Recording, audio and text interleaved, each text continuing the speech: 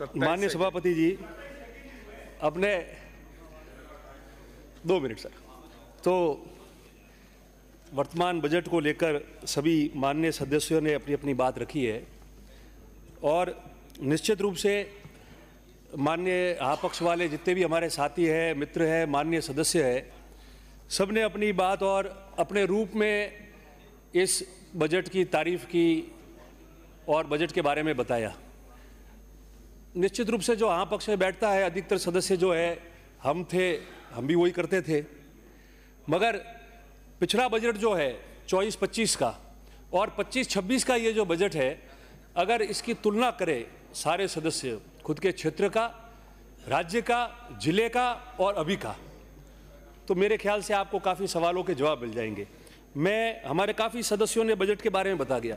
मैं 4-5 बिंदु ही मात्र समय के अभाव के कारण 5-6 बिंदु आपके समक्ष जो है माननीय सरकार के ध्यान में भी लाना चाहता हूँ, सदस्यों के ध्यान में भी लाना चाहता हूँ, जो न केवल राज्य के लिए मगर जो माननीय सदस्य है उनके हितों के लिए भी बहुत ज़्यादा ज़रूरी है। उनके विधानसभा क्षेत्र में आपने जब पिछला बजट पेश किया था तो उसमें आपने 2047 के विजन के बारे में बताया था और 2047 के विजन में 10 बिंदु आप लोगों ने जो है वो उसमें उल्लेखित किए थे कि इन 10 बिंदुओं के हिसाब से हम लोग चलेंगे। और उसमें मुख्य जो थे, चूँकि वित्त मंत्री जी ने बजट पढ़ा है, तो टूरिज्म, आर्ट और culture, sustainable development, human resource और विशेषकर सोशल सिक्योरिटी, इन 10 में ये 4 बिंदु जो थे उसका उल्लेख आपने उस समय किया था। माननीय सभापति जी, आपके माध्यम से मैं बताना चाहता हूँ कि हमारे काफ़ी साथियों ने जो है वो जल जीवन मिशन के बारे में उल्लेख किया और बहुत तारीफ़ की कि 28 तक उसको बढ़ाया है। मैं भी धन्यवाद देता हूँ कि 28 तक बढ़ाया है। निश्चित रूप से काम पूरे होने चाहिए। जो आपने हाथ में लिया है, दोनों बजट में जो आपने उल्लेख किया है उसके हिसाब से काम में और समय लगेगा, 28 से भी आगे जाएगा, मगर 28 तक आपने किया, ठीक है। पहले काम हुए नहीं हुए मैं उसमें नहीं जाना चाहता, मगर एक बात मैं ज़रूर कहना चाहता हूँ कि जो जल जीवन मिशन के तहत आज भी काम चल रहे हैं, अगर उस पर हम लोगों ने केंद्रित होकर ध्यान नहीं दिया तो जो स्थितियाँ बनी हुई है, ढानियों में पाइपलाइन लग गई है, पानी नहीं आ रहा है, वो स्थिति आगे भी बनेगी। मेरा आग्रह है कि आपने 28 तक बढ़ाया है तो कम से कम जहाँ काम हो गया है या काम चल रहा है वहाँ लोगों को ढानियों में पानी बराबर मिल जाए, उसको आप सुनिश्चित कराएं। तो मैं समझता हूँ कि 28 तक आपने इसको आगे बढ़ाया तो वो भी आपके काम आएगा। दूसरा, आपने बजट में बिंदु संख्या 3 में पेज 10 में आपने स्वर्गीय प्रधानमंत्री अटल बिहारी वाजपेयी जी की को याद करते हुए, उनको स्मरण करते हुए आपने एक बात लिखी है और आपने सड़कों के बारे में लिखा है, उसमें कनेक्टिविटी। आपका कहने का मकसद ये था वाजपेयी जी को याद करते हुए कि उन्होंने डिजिटल तो है ही, मगर कनेक्टिविटी गाँव के बारे में कैसे हो और सड़कों में कैसा काम हो। बहुत सारे माननीय सदस्य 10 करोड़ की जब घोषणा हुई तब सबने मेज दबताई कि एक विधानसभा क्षेत्र में 10 करोड़ के काम होंगे। काहे के लिए होंगे? नॉन पैचेबल सड़क के लिए। नॉन पैचेबल सड़कों में आज नहीं, पहले भी कितने ही बजट आप उठा के देखो, पीडब्ल्यूडी का बजट उठा के आप देखो, नॉन पैचेबल सड़कें हमेशा मांगी जाती थी और एक विधानसभा क्षेत्र में एवरेज 4 से 5 करोड़, 6 करोड़, 7 करोड़ के काम होते आए आज तक। उसमें कोई नई बात नहीं है। मैं समझता हूं कि पहले भी मैंने गवर्नर अभिभाषण में भी कहा, पिछले बजट में भी कहा और आज भी मैं इस बात को दोहरा रहा हूं और निवेदन कर रहा हूं कि ये 10 करोड़ जो है हमने भी उसमें मांग की थी, इसको मेहरबानी करके आप मिसिंग लिंक से जोड़ो। आपने कनेक्टिविटी कैसे होगी? 2 रेवेन्यू विलेज है, 2 गांव है, उन दोनों के बीच में डामर की सड़क नहीं है। मिसिंग लिंक पे आप दोगे, विधायक अनुशंसा करेगा कि इसको जोड़ना जरूरी है, 1 किलोमीटर, 2 किलोमीटर, 10 करोड़, तब जाके वो गांव जुड़ेंगे और तब जाके जो वाजपेयी जी के बारे में आपने लिखा है कि कनेक्टिविटी होगी, तब ये बात साकार होगी। मैं चाहता हूं, मेरा सुझाव है, आप इसमें सुधार करिए। पैचेबल, नॉन पैचेबल सड़कें जो है वो डिपार्टमेंटल हो जाएगी, आप अनुशंसा मंगाइए, मगर मिसिंग लिंक को जोड़िए और 10 करोड़ की जगह 15 करोड़ करिए। हाँ पक्ष के जो साथी बने, हम भी बैठते थे, हम भी सदन के नेता को आग्रह करते थे, आप लोगों से भी निवेदन है, आप सदन के नेता को आग्रह करें, वित्त मंत्री जी को आग्रह करें कि ये जो 10 करोड़ है इसको मिसिंग लिंक करो, 15 करोड़ करो 10 की जगह, ताकि हम हमारे क्षेत्र में जो भी सड़कें कनेक्ट नहीं हुई है, गांव कनेक्ट नहीं हुए, डामर सड़कों से उनको कनेक्ट कर सके। और आपने बजट भाषण में जो वाजपेयी जी का जो लिखा हुआ है उनको स्मरण करते हुए वो बात जो है पूरी हो चुकी है। दूसरे 3-4 मुद्दे और है।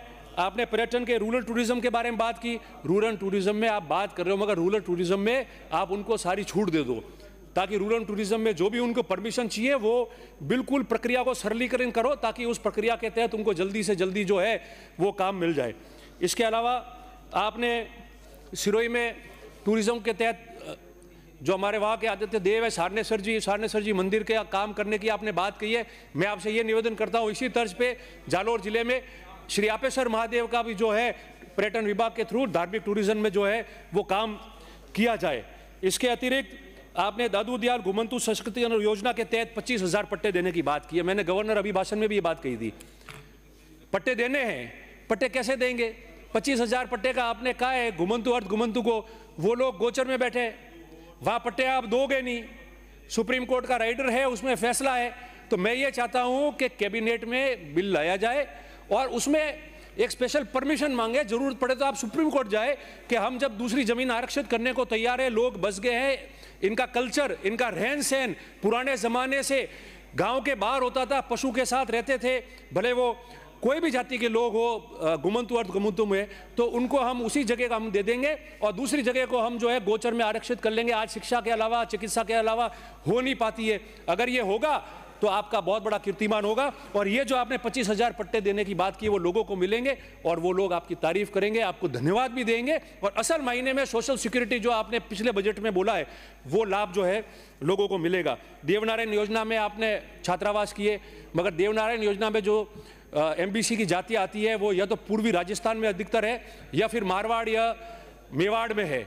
तो मैं आपसे निवेदन करता हूं कि आपने इसमें पूर्वी राजस्थान के जो है स्थल लिए हैं, मगर मारवाड़ में हमारे चौटन है, बाकासर का बेल्ट है, रामसीन है, इस इलाके में नहीं आया है। तो आप एक आवासीय विद्यालय उस इलाके में भी हमको देवे, ताकि देवनारायण योजना के तहत हमको भी वो लाभ जो है वो प्राप्त हो सके। कृषि में आपने कृषि बजट पूरा पढ़ा। मेरा एक निवेदन है कि जो कृषि कार्य करते समय जिसकी मृत्यु हो जाती है उनको हम लोग पहले बहुत सारे, एक पिछली बारी पैसे बढ़े 2-3 साल पहले, उसके बाद में नहीं बढ़े। तो मेरा निवेदन है कि जो कृषि कार्य करते समय काश्तकार की मृत्यु होती है उसको कम से कम 10 लाख रुपए का जो है आप उसके माध्यम से मुआवजा दिलाए, ताकि उस किसान परिवार के जो है वो काम में आएगा। 2-3 बातें और थी। आपने पिछले बजट में ऊँट की बात की थी, 15 से 10-20 हज़ार रुपये किए थे, मगर इस बजट में ठोस आपका राज्य का पशु है उसके बारे में ठोस योजना आप नहीं लाए। मैं समझता हूं कि जब आपका डिमांड आएगी तब आप उसके बारे में जो है या जवाब में एप्रोप्रिएशन बिल के समय भी आप जो है उसको लाए। दूसरा, ट्राइबल के साथ में एक बात और है जो मैं लास्ट 2 बातें हैं वो निवेदन करना चाह रहा हूं। आपने विधायकों के लिए 10 लाख रुपए से भवन की बात की है, मैं उसके लिए आभार भी व्यक्त करता हूं, मगर एक बात जरूर कहता हूं, पिछली बार नवाचार पे हमको बात करनी थी, सदन चल नहीं पाया था, हम बोल नहीं पाए।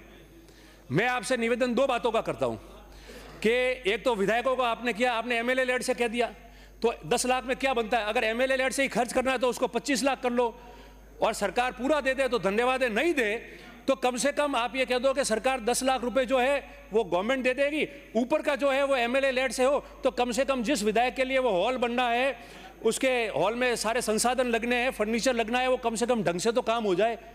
MLA लेड से मैं समझता हूं कि गवर्नमेंट को खुद को करना चाहिए, और MLA लेड में रिवाइवल होना चाहिए कि क्या क्या चीज़ें, हम 2 मिनट में पूरा करूंगा, चीज़ें हमको जो है वो एक्स्ट्रा ऐड करनी चाहिए। इसलिए मेरा एक मुख्य मांग है, ये जितने माननीय सदस्य बैठे हैं आप सबको भी मैं निवेदन करना चाहता हूं कि विधायकों की तरफ से एक विधायक नवाचार निधि बननी चाहिए। जो काम MLA गाइडलाइन में नहीं है, जो काम हो नहीं सकते, वो 1 करोड़ रुपया आप साल का दीजिए, ताकि विधायक नवाचार निधि के तहत हम लोग वो एक्सपेंस कर सके जो किसी भी गाइडलाइन में काम नहीं आता है, और लोगों को उसकी सुख सुविधा मिल सके। अंत में 2 ही बात कहता हूँ, मेरे विधानसभा क्षेत्र में 2-3 काम जो है, 1-2 AN ऑफिस और ये जो CSC बनाई है ये प्रक्रिया में थी, मैंने भी निवेदन किया था 15-20 बिंदु में, उसका धन्यवाद देता हूँ। मगर सरनऊ में जो है उप तहसील है, बड़गांव मालवाड़ा में CSC है, इसके अलावा कई सारे ट्रोमा सेंटर है, उसको करें। और 2 बातें और है, अंत में 1 मिनट में मेरी बात पूरी करता हूँ। आपने बजट में लिखा है माउंट आबू में पोलो ग्राउंड के रिवाइवल के लिए, रिवाइवल की आवश्यकता नहीं है। पिछली बार 18 करोड़ रुपए बजट में जो है वो स्वीकृत हुए थे, उसका काम शुरू नहीं हुआ है। इतना बड़ा ग्राउंड है, NPA एक जमाने में नेशनल पुलिस एकेडमी वहाँ चलती थी, 18 करोड़ आपने किए, उसको 25 करोड़ करके और शुरू कराया। धार्मिक टूरिज्म में पिछली बार मंत्री जी ने अरबुदा माता शक्तिपीठ और अचलेश्वर महादेव का उल्लेख किया था, राशि भी आवंटित की थी, आज तक कोई काम शुरू नहीं किया है। आप गौमुख को इसमें जोड़े और वेडिंग डेस्टिनेशन के तहत आपने जो बात की है, उदयपुर, नाथद्वारा, उसके साथ में माउंट आबू को जोड़ते हुए आप वेडिंग डेस्टिनेशन में इस काम को पूरा कराएं। और अंत में महाराणा प्रताप जी को हम सब याद करते हैं। धार्मिक टूरिस्ट के तहत महाराणा प्रताप जी का जो स्मारक वहां शेर गांव में है, जो सबसे ऊंचाई पे है पूरे राजस्थान प्रदेश में, जहां पैदल ही जाना पड़ता है, उनके जो स्मारक पुराने वहां बने हुए धार्मिक टूरिस्ट के तहत और ट्राइबल टूरिस्ट को जो आपने जोड़ा है, उसके तहत महाराणा प्रताप जी के स्मारक को भी उसमें देखा जाए, उसका उल्लेख किया जाए, उसको करा जाए, तो मैं समझता हूं कि ये बढ़िया होगा। आपका मैं इसके लिए समय देने के लिए बहुत धन्यवाद प्रकट करता हूं। बहुत बहुत धन्यवाद, आभार।